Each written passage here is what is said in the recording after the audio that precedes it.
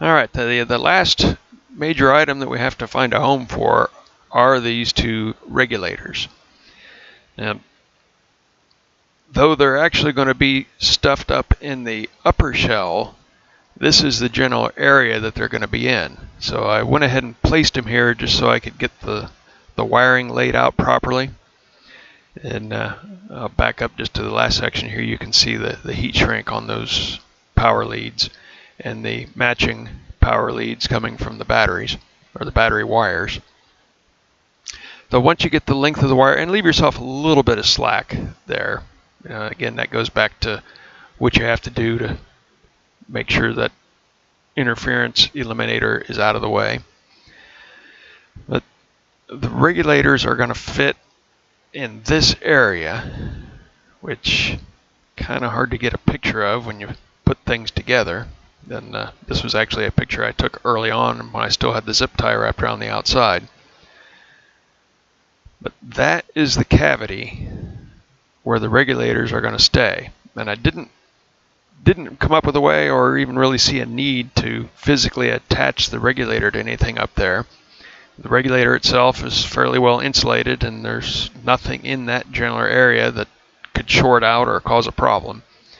But it needs to go above that bracket that supports the front vision positioning cameras. So you basically, as you start to put the shell together, you have to stuff that regulator up in the upper part, making sure that these wires don't interfere with the alignment bosses or the screw holes. And the combination of frustration and patience, you can get those put up out of the way and the wires run where they need to be run and get the two halves of the shell put back together. I at first was going to run the wiring down below the lower clip. That didn't turn out to work. As I tried to put the shell together, it was just a little too crowded in there. I ended up putting that wire up above, and it runs behind the upper clip and in front of these two black canisters, which are probably resistors. Oh, and of course you'll want to plug your power leads together.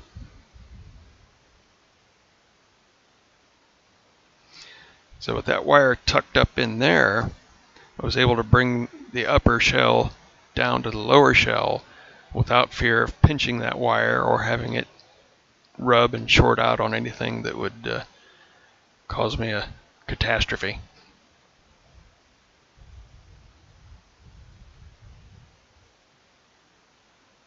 Just another view of it.